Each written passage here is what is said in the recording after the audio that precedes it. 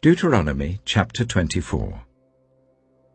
If a man marries a woman who becomes displeasing to him because he finds something indecent about her, and he writes her a certificate of divorce, gives it to her and sends her from his house, and if after she leaves his house she becomes the wife of another man, and her second husband dislikes her and writes her a certificate of divorce, gives it to her and sends her from his house, or if he dies, then her first husband who divorced her is not allowed to marry her again after she has been defiled.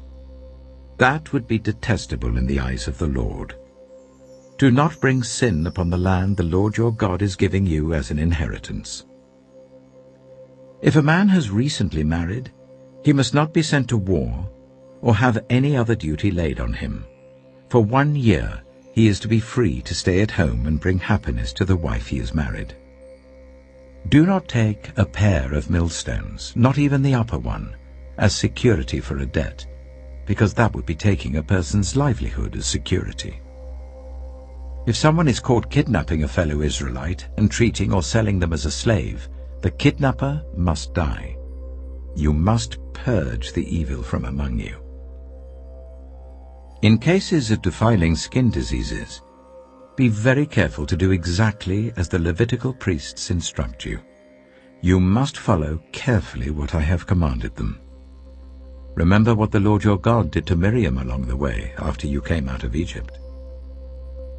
When you make a loan of any kind to your neighbor, do not go into their house to get what is offered to you as a pledge. Stay outside, and let the neighbor to whom you are making the loan bring the pledge out to you.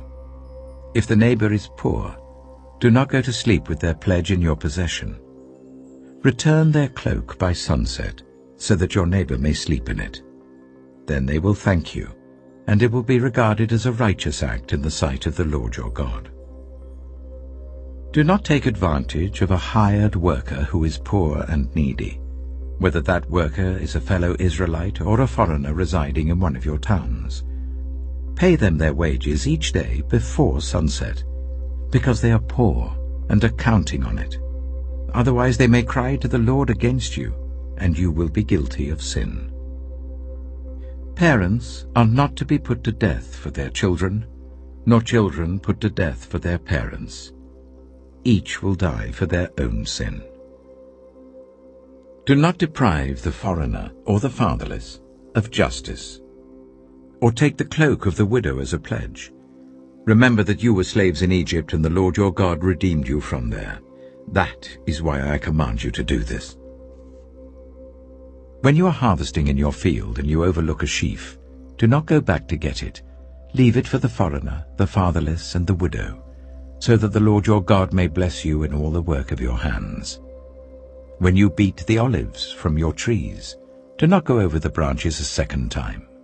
Leave what remains for the foreigner, the fatherless, and the widow. When you harvest the grapes in your vineyard, do not go over the vines again. Leave what remains for the foreigner, the fatherless, and the widow. Remember that you were slaves in Egypt. That is why I command you to do this.